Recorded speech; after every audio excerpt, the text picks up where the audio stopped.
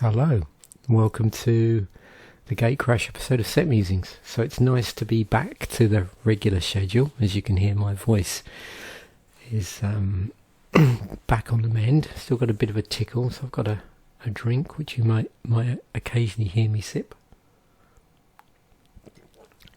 Might add a little bit to the unintentional ASMR. So yeah, we're back to normal now. In some ways it was quite interesting having a couple of weeks where I did end up releasing some videos that were quite a break from the regular schedule, and I quite enjoyed that. Gave it a completely different feel, particularly doing a whole slew of silent videos, and definitely that's something I might think about doing every so often, is have a week where I'm putting videos out, but they sort of break from the usual structure that we're currently following, which, in case you haven't already realised, I've dialed back to 5 videos a week now. So we have the Set Musings go out on the Monday, the episode of Commander Durdle goes out on the Tuesday, and then Wednesday and Thursday I do a relaxation video one day. At the moment I'm reloading stuff from my podcast, but I'll start releasing new ones once I get through that what's there. And also in that Wednesday / Thursday slot, the other video that goes up is those sort of top 5s that I've been doing, and that slot may well change. That's always open to adjustment. And then on Friday we've got the regular artwork video, and going forward what I'll tend to do is any monthly videos that I put up, so I mentioned about doing albums that turn, I think it was 20 years, those sort of videos, when they go out every month towards the end of the month, ready for the next month they're talking about, I'm going to release those on say the Saturday. So that's how it's going to be going forward, is there'll be 5 days of regular videos, and then the Saturday Sunday slot will just be filled up occasionally, not every week, but occasionally during a month, by some sort of video that makes more sense to do monthly. So back to Gatecrash after that little bit of a ramble. So it's interesting because it's a large set. So what happened here, this is the second set of the Return to Ravnica block, 60th Magic expansion, released on February the 1st 2013. And so what they've done is, in terms of the 2 colour combinations that make up the block, 5 of those 2 colour combinations, 5 of those guilds were released in the first large set, and then the other 5 were released in the second large set. And then for the third set, which we'll get on to next week, you'll see what happened there and how they managed to, or attempted to bring that all together, for good or bad, and how successful that may or may not have been. So themes and mechanics we're looking out for. We're looking for gates still, and Ravnican guilds. Obviously hybrid mana is a thing in this. Keywords, ability words to look out for, so Battalion, Blood Rush, Cipher, Evolve and Extort. So of course there's 5. 249 cards, 101 commons, 80 uncommons, 53 rares and 15 mythic rares.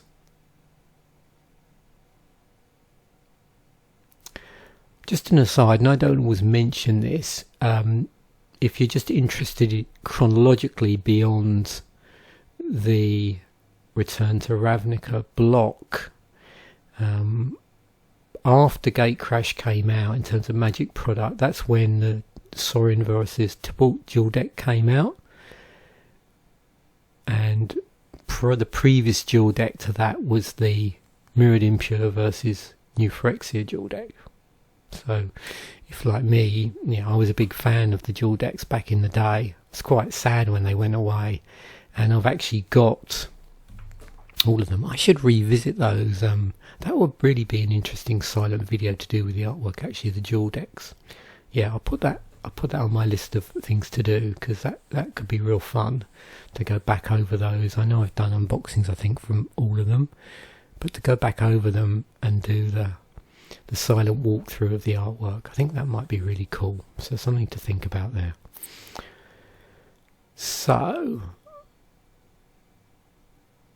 in terms of the guilds themselves, and pinning a name to them, so we've got House Dimir, which is blue-black, and the keyword ability there was Cipher.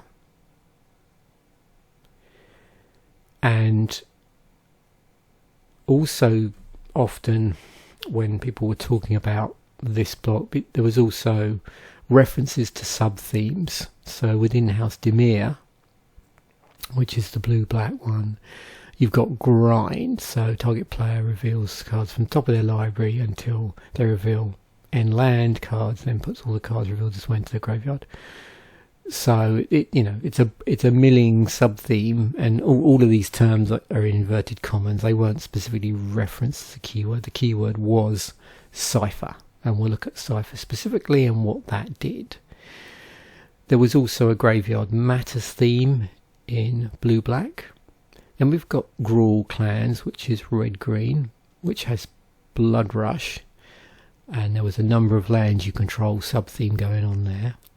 Orzhov Syndicate, that's the white-black one, with Extort as the keyword or ability word. And then Bleeding or Life Gain and Life Loss sub-theme going on there. Something that I think many long-term players of Magic are probably familiar of, that being a sort of white-black thing, life gain, life loss interaction going on there. We've got Boros Legion, which was the red-white one, that's Battalion, and that had a Weenie Token sub-theme. Again, no surprise in red-white. And then the Simic Combine, which was Evolve, that was a +1/+1 counters matters sub-theme. Also, and you'll see in this some legendary guild members for each of the colour combinations, but we'll come on to those as we come through. So, yep. So 5 of the 10 bicoloured guilds of Ravnica. What else to look out for? We've got hybrid mana, as I mentioned. One thing I haven't mentioned is Defender. There was a land aura thing going on, and I had already mentioned about gates, and we'll go through all of that. Again, I'll slice and dice this pretty much in the usual way. So we'll look at things like the 2 colour combinations. We'll probably have a look at like monocolour slices just to get a tribal theme. Go through the cycles, go through the guild cycles for the whole set. And then maybe talk a little bit in the process about reprinted cards, because I know that's always a popular thing to do. So I'm just going to scroll through, which I probably should have done as I was chatting about the guilds, but never mind. Because again, just to get a rough feel for the artwork here. So again, what we're seeing is obviously consistency here. I should have probably reloaded this before I started scrolling through. You can see, oh, it's caught up with itself now, I think. I wonder if we're going to be talking about these. Let's see. It's funny, I did the prep for this like nearly 3 weeks ago now. So, which is quite unusual. I'm trying to get the prep I do closer to actually recording the video, so it doesn't seem to drop from my mind. Some interesting artwork as well, like on reprints you'll probably notice a number of things which I'm sure we'll see. And of course, if you look at where we're scrolled to here, we're already just over halfway through, and no surprise we're starting to see the 2 colour combinations of all of these. And again, we'll be talking about things like legendary creatures, any planeswalkers that are in the set. I particularly enjoyed this set because I really like the green blue theme that was going on.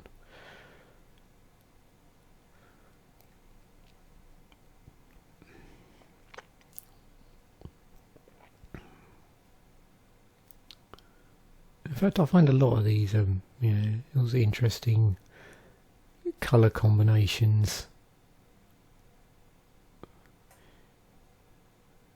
And then we get through to the artifacts, and then the mana fixing through the lands. There's obviously going to be some non-mana fixing lands that we need to talk about. Okay, so that just gives you a bit of an idea about the general artwork, and of course we'll be revisiting that in the Friday video rant, just stuff that I pulled. Okay, so 17 reprints, and you can see, if you're already familiar with these cards in their original guise, a number of changes to artwork for these.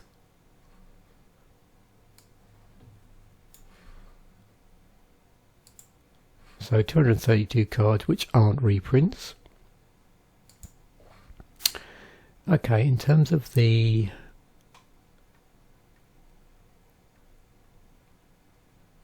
non-coloured stuff that isn't lands, we've got 13, and you can see that incorporates quite a number of those, the particular cycle of key runes, which we'll get back to, and then some cool mana fixing going on here and a few other things, but we'll break this down at 13. 140 mono-coloured cards, so that's mono-coloured in terms of the casting cost.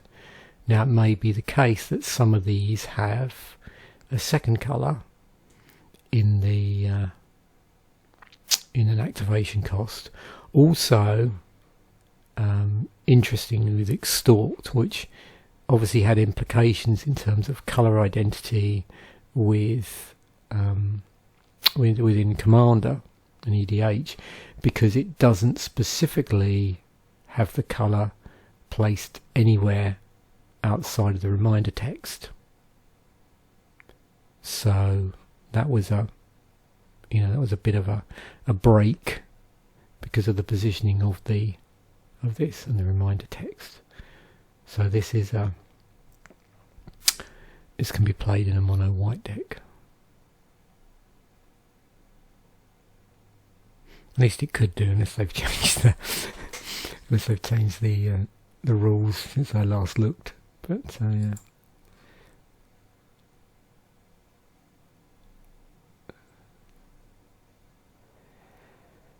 So we've got 85 two-colour cards.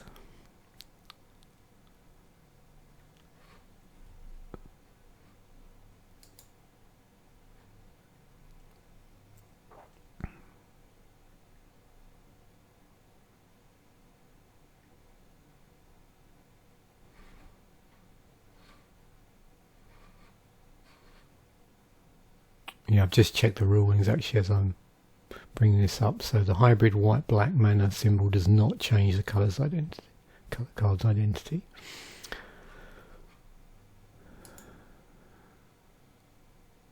Which is different had it not been in the rules text. I wonder why they did that actually.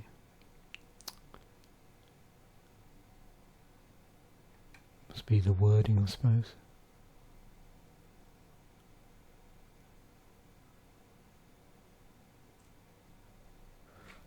Yeah, this whenever clause, I suppose, muddied the water.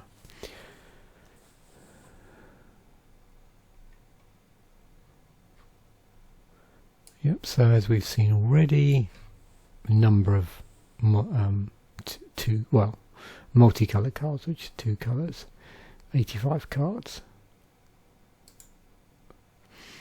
Okay, so what are we looking at in any cards that have white in them in terms of the sort of creatures that are cropping up in white? So we have, looks like a lot of humans and human soldiers, human clerics, and then with the white-black cards, there's a spirit advisor there. Red white angels. So yeah, humans in white and in red white and white black.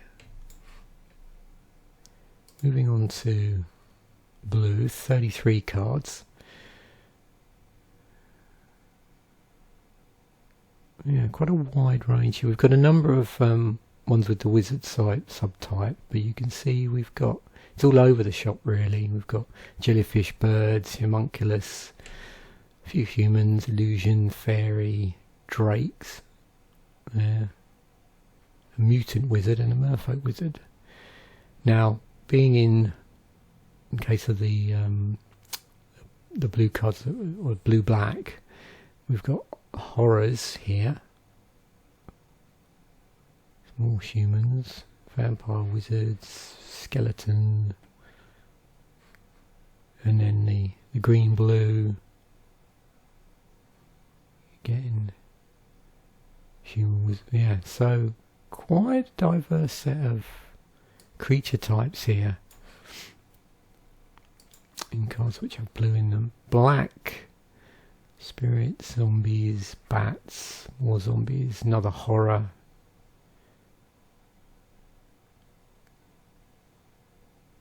Vampires, quite a few humans, and also in the two colour combinations as well. And of course some of these we've seen already. So with this we've got 35 colours that have black in them, the creatures. I'm just looking at creatures here. And then in red, 36 red cards. Cards that have red in the casting cost. Dragons, goblins. Yeah, quite a few goblins there. Ogres, giants, beast worms, humans. And because we looked to white already, we'd seen some of these angels already. And no doubt we'll take a look at the guild mages. And then green.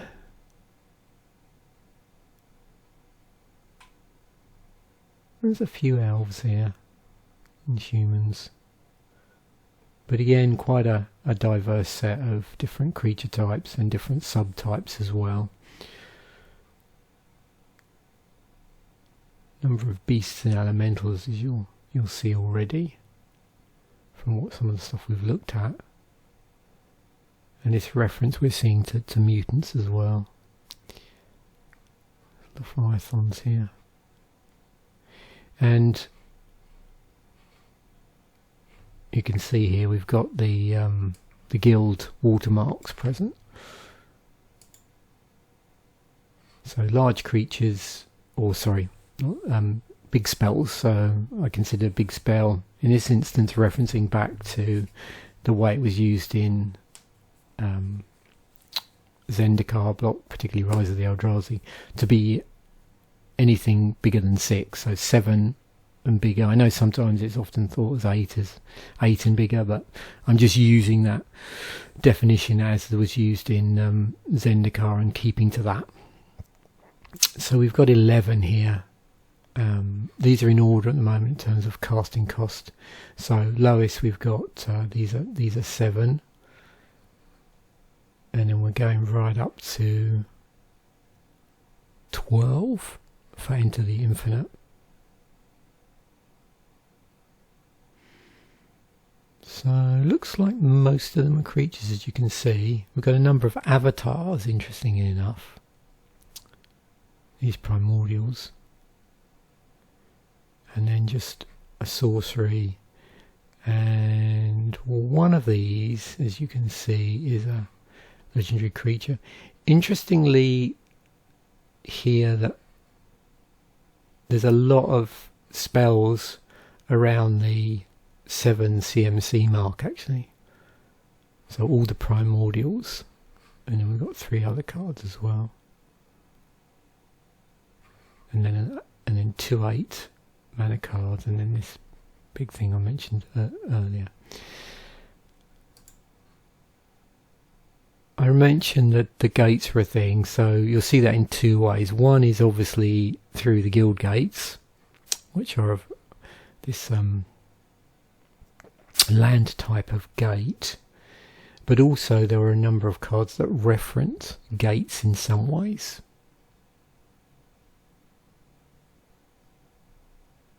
Or interact with them. Well, apart from that one. That just came up because it has the word in the word gate in gateless. So actually 10 cards that specifically interact or care about or are gates in some way. I mentioned about Defender. There were 3 Defender cards here, so it was sort of spread across the block.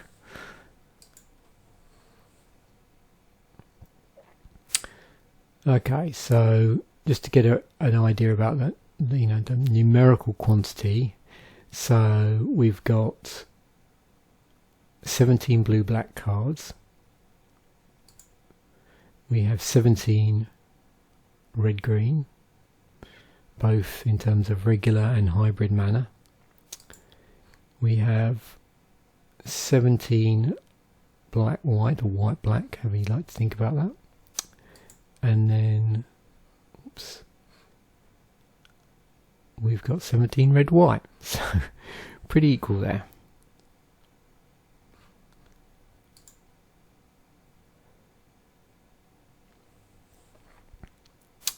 And 17 green-blue.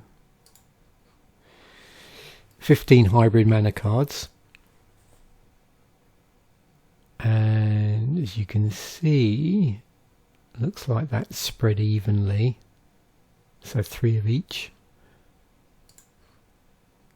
We've got 11 cards with Battalion, so with Battalion you can see here the key thing is this 2 creatures attacking. So whenever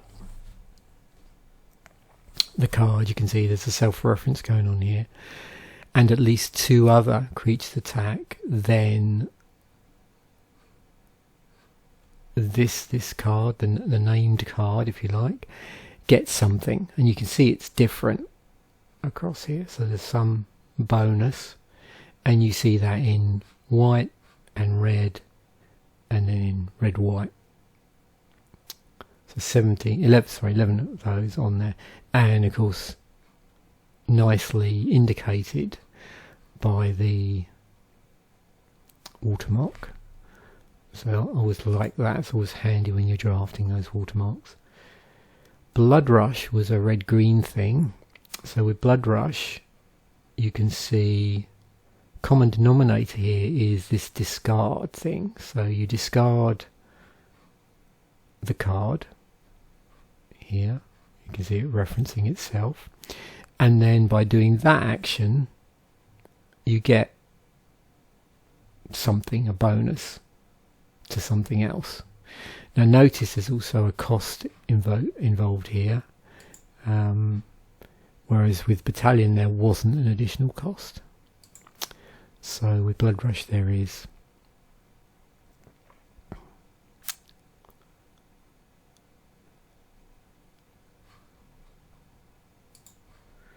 Cipher, so that was the blue-black one.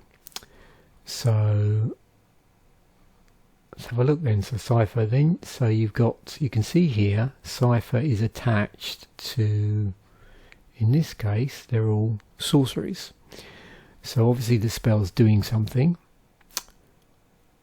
and then you may exile the spell, encode it on a creature you control, Whenever that creature deals combat to a player, its controller may cast a copy of the encoded card without paying its mana cost.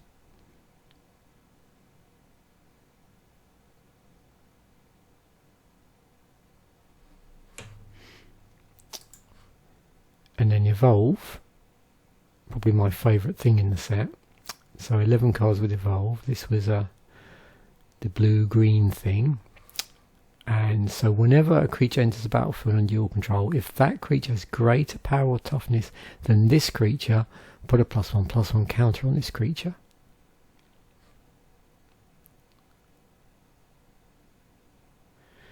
And there's no surprise to see that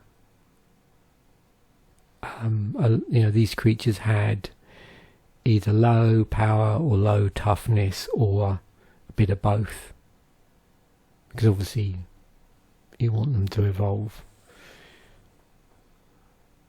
Now there was also on these, I don't know how many, certainly on the Fathom Mage, but also on the Gaia Sage. Anything else here? Yeah, they're the two I'm thinking of where there was some sort of additional benefit for having +1/+1 counters. Additionally, there were a number of cards like Experiment 1, Simic Manipulator and Simic Flux Mage, which allowed you to manipulate those counters. And we've got Extort, which we've inadvertently looked at already as I was just trying to check to see the impact of Extort on EDH Commander. So with Extort, whenever you cast a spell, you may pay white or black, either, because it's hybrid. If you do, each opponent loses 1 life and you gain that much life. And of course this gets super interesting, when you've got multiple Extort going on.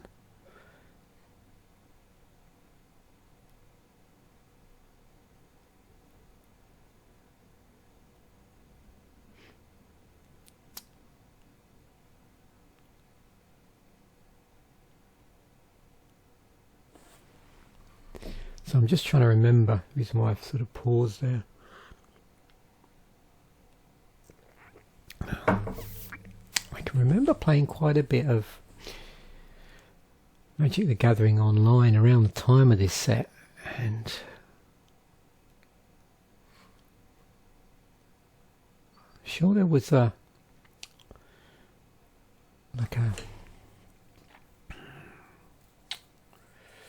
pauper deck with this in, like a white-black pauper deck.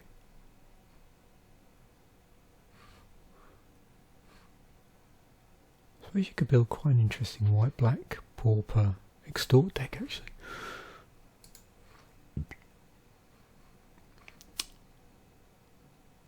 So now onto the cycles. So we've got a cycle of these auras.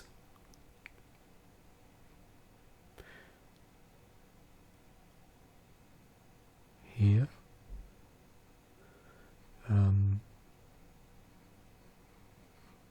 But also, so basically the enchantment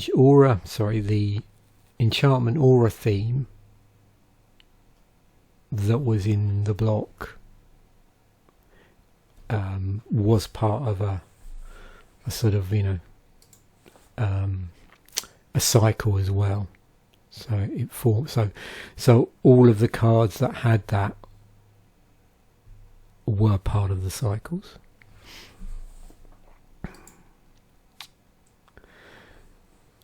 There was a primordial cycle. So with this, so each of these rare avatar creatures costs 5 and then 2 of a certain colour. It has a combat related ability and has an enter the battlefield triggered ability, the effect of which scales up with the number of opponents.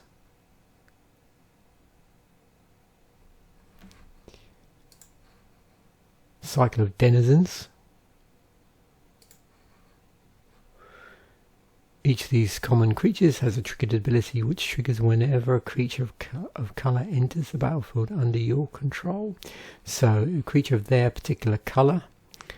So you can see there.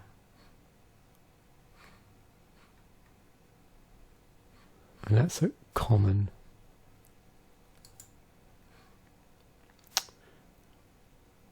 I already mentioned the aura cycle. So as I've said, you know, there was a theme generally within the set and the block of enchantment auras, but within that there were cycles, and it was a sort of exclusive thing to the cycles. There weren't, you know, any land auras that I'm aware of currently that were outside of that cycle. Those cycles.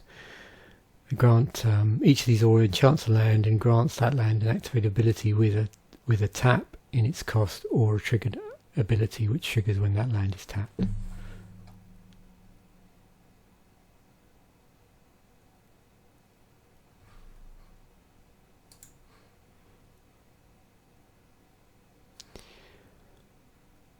So, guild colours. So guild cycles. So these were cycles that were present across the guilds, and we've got these multicoloured spells.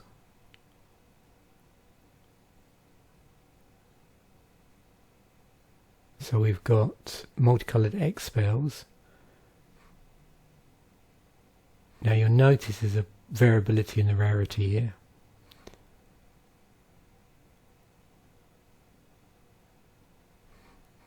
So they all include some sort of X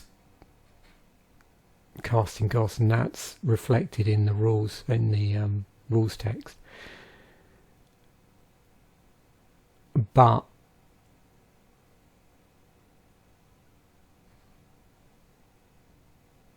you'll see, actually,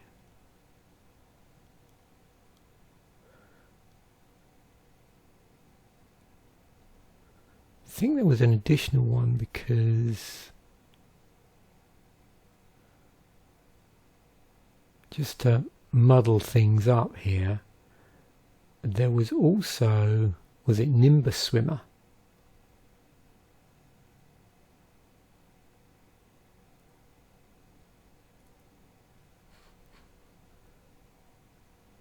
And Nimbus Swimmer was, let's see if this comes up, an uncommon.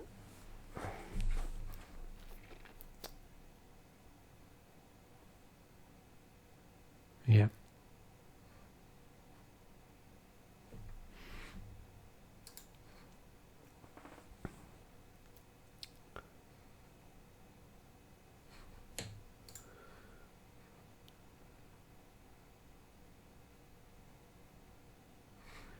So the cycles that are across the, you know, the block, more of these. So we've got off-color activation cards, and we've seen these in, you know, the previous set musings for, you know, the 5 guilds that were in there. So we've got this thing, as I pointed out before, where you've got, you know, casting cost in one colour and then an off-colour activation cost. So white, black, blue, green, black, blue, red, white, and then green, red. So hence the presence of the watercolour, watermark, the watercolour, the watermark for the guild. Cycle of Charms. You can see modal spell, uncommon, instant spells, and 3 thematically relevant effects. We've got Cycle of Guild Mages. So they're uncommon 2/2 creatures, and they cost 2 colour mana, 1 of each of the guild colours.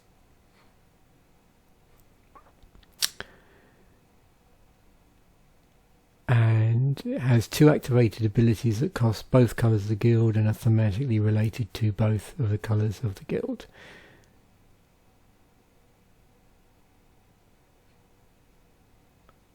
And I believe these are also referred to as gold mages.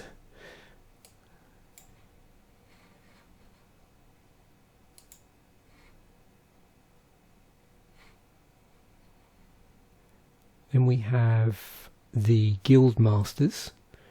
So there you can see mythic rares.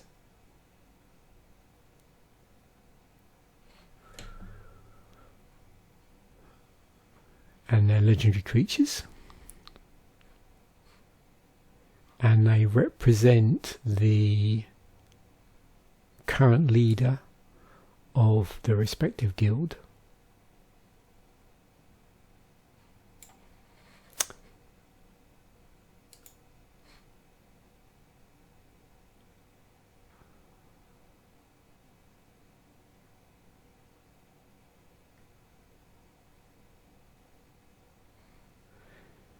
Now, what's interesting in this set is, if you remember in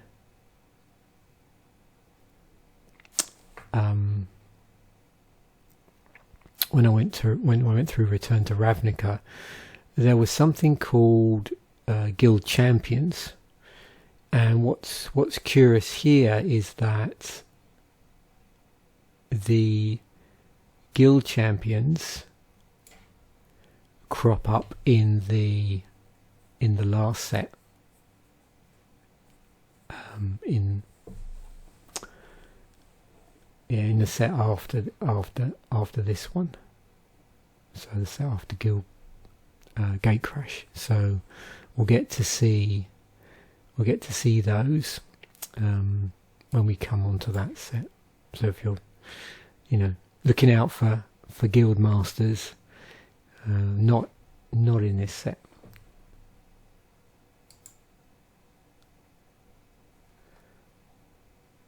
Cycle of...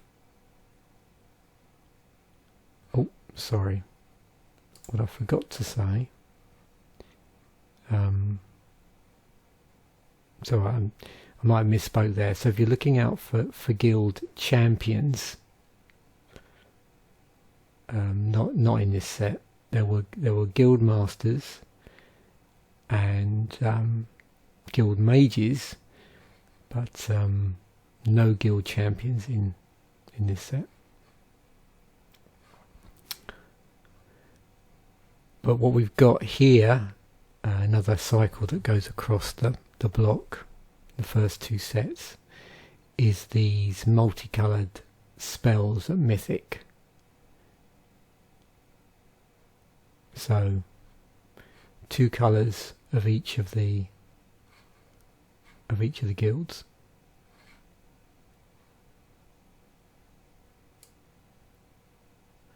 And thematically they're not really related anyway. The only thing is that they're the 2 colours of the guild. Cycle of hybrid spells at common are thematically unrelated, apart from there being hybrid spells. And then similar thing at uncommon.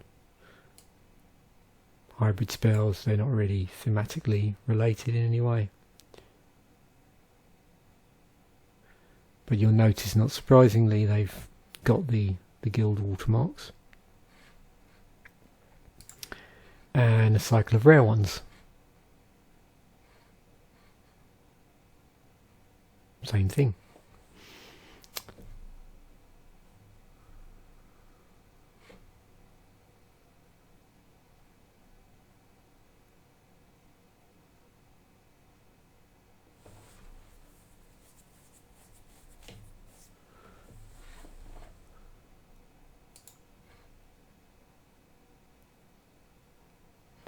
Cycle of key runes. So with these, they're all uncommon, they're artifacts. You can tap to produce 1 mana of either of the 2 colours of the guild with which they're associated, and has an activated ability allowing it to become a creature, more often than not gaining an additional ability until end of turn.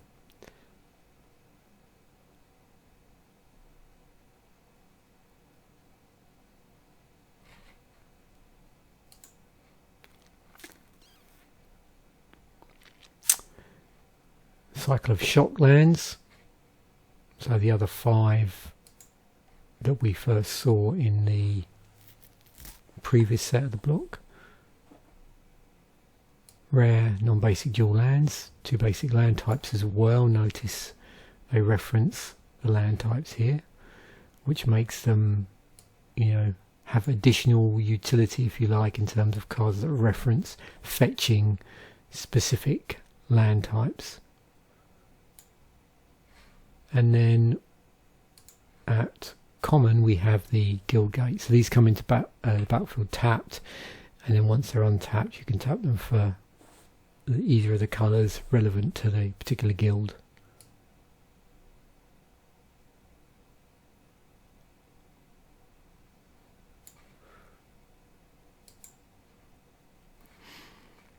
So moving on to some of the different rarities and card types generally. So we've got 15 cards at Mythic, some of which you've seen already. So 15 Mythics. So it looks like, as was the case before, 10 of these are part of a cycle, I think.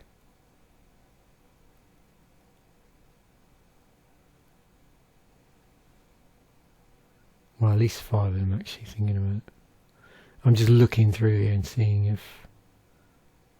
yeah. There's definitely 5 in here. I can see that part of a cycle.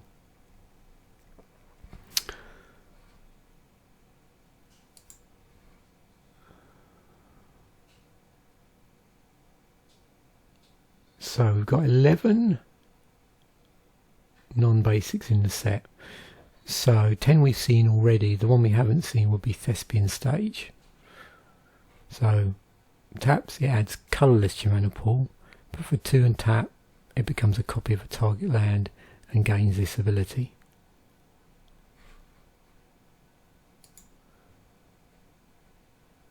Seven legendaries, of which 5 are 1 each from the guilds, and they're legendary creatures, and the remaining 2 are planeswalkers, Gideon and Domri Raid. 128 creatures in the set, 7 enchantments,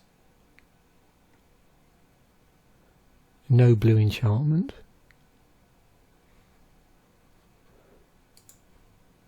$19 auras, so reasonable high amount of auras, of which there were those 5 enchantment auras that specifically enchant lands.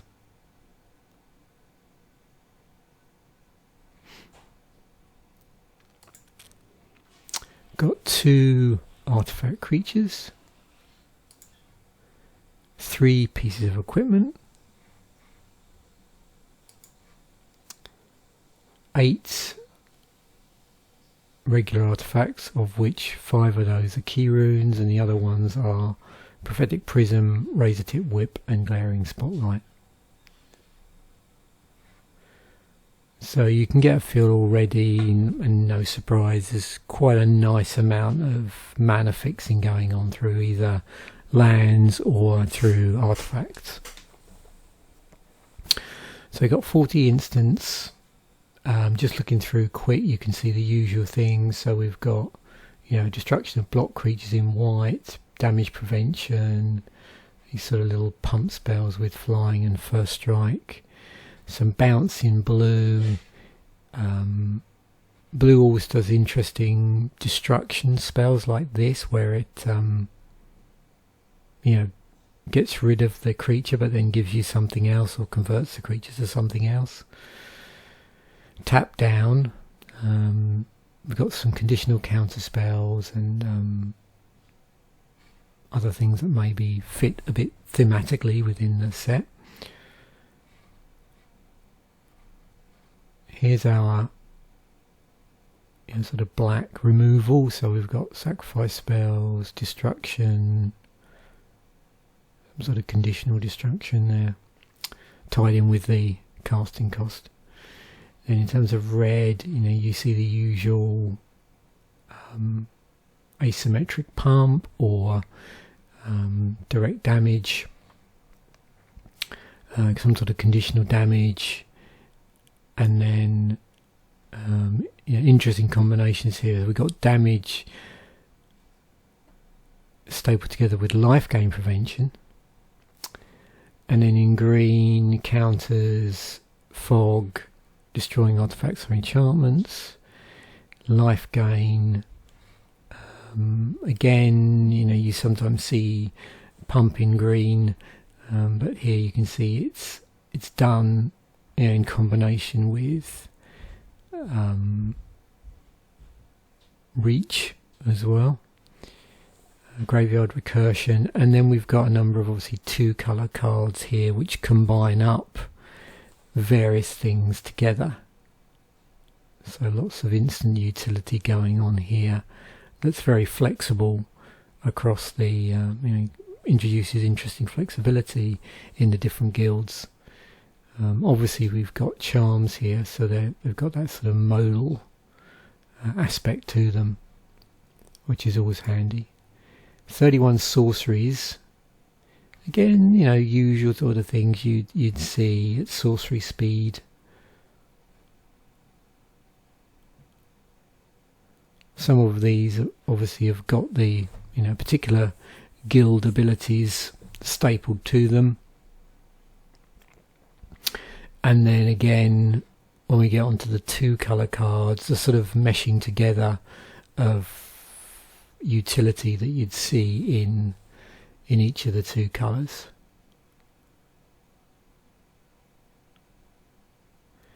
And as a consequence, a lot of the more dramatic utility you often find in the 2-color cards as well.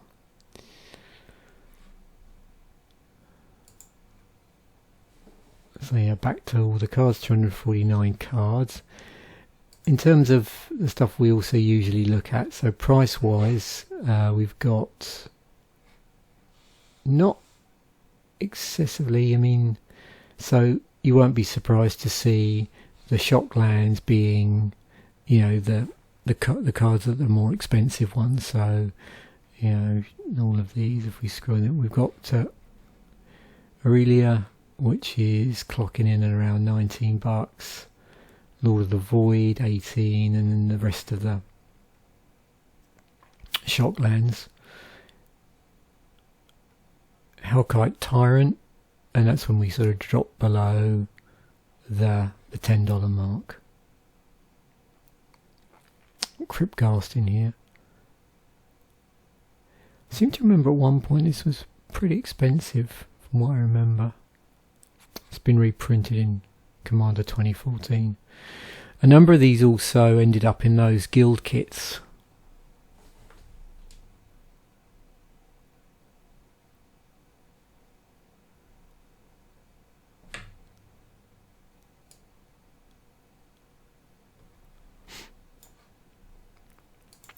In terms of EDH All-Stars, yeah, no surprise, you've got the lands here, the rare shock lands, and then things like charms, this rapid hybridization, like say a single blue creature destruction spell. Of course it's replacing it with a 3/3 green frog creature lizard token. Thespian Stage, Cryptghast, Blind Obedience, so you'll probably see certain Extort cards being really popular. Alkaline Tyrant as well, which is it's an interesting spell in that whenever it deals combat to a player, you gain control of all the artifacts that player controls at the beginning of your upkeep. If you control 20 more artifacts, you win the game. So alternative win condition stapled to it. Interesting bounce spells as well. We've got Merciless Eviction, is this exile spell in white-black which is also modal, so you get to choose between exiling all artifacts, exiling all creatures, exiling all enchantments, or exiling all planeswalkers. Then our gates, and so on.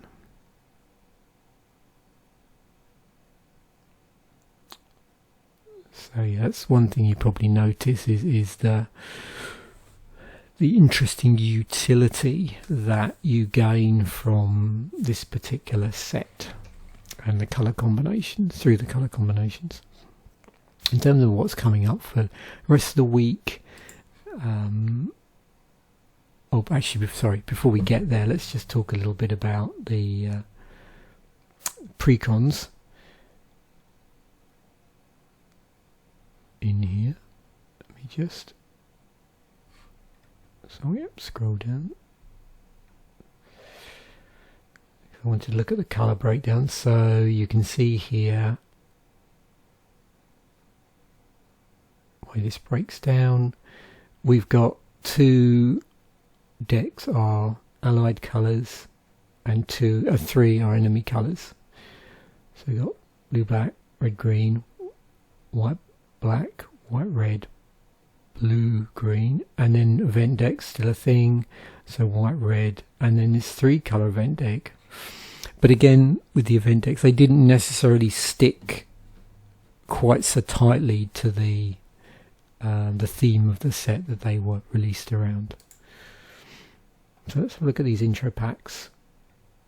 Pretty easy to work out what they're attributed to because it's in the name. So you've got Boros Battalion, red, white, centered around the Boros Legion. You can see they include a Guildgate in them, Foundry Champion and Firemane Avenger with the rares, Dimir Dementia. So all of these are going to be based around the particular theme of the guild and the abilities and keywords that you attribute to that. So Dimir Dementia's the blue-black. It's got Consuming Aberration and Whispering Madness. Gruul Goliath is the red-green, which has Rubble Hulk and Gruul Rage Beast. You'll notice the presence of the key runes as well in the decks. Oars of Oppression, white, black. That had Treasury Thrall and High Priest of Penance in it. And then Simic Synthesis, which is the green-blue one. Fathom Mage and Unexpected Results. And as I mentioned there, we got the key runes.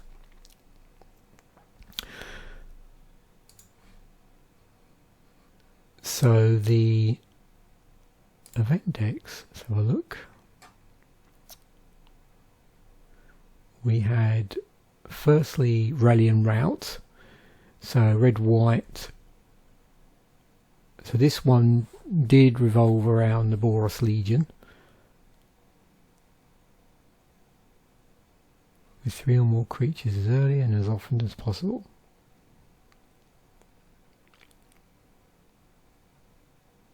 And you can see there are a number of rares, as was the case with these event decks, but also the presence of the sideboard.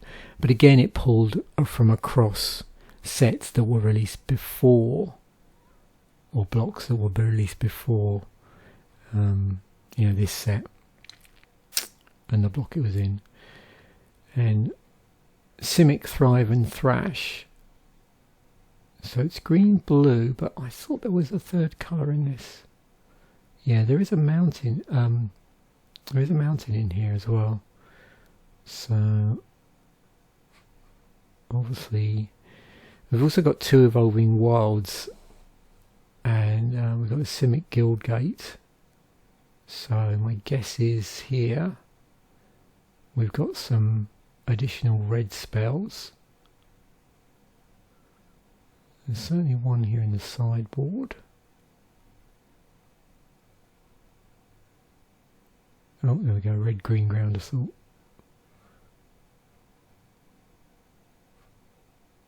So we got, yeah, Simic with some Gruul stuff in it. You can see it's also pulling a number of spells from previous block, Bit of Soul Bond and Undying going on here. And counters, which is interesting within the whole Simic thing, so yeah.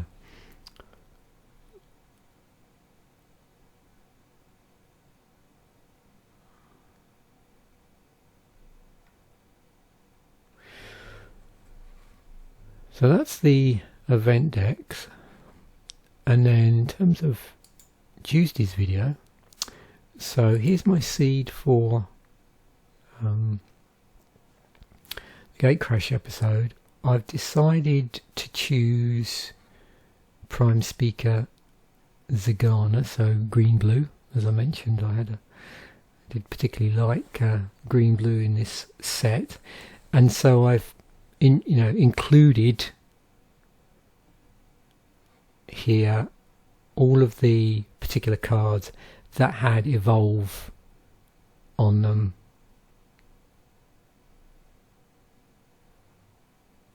or did something with counters.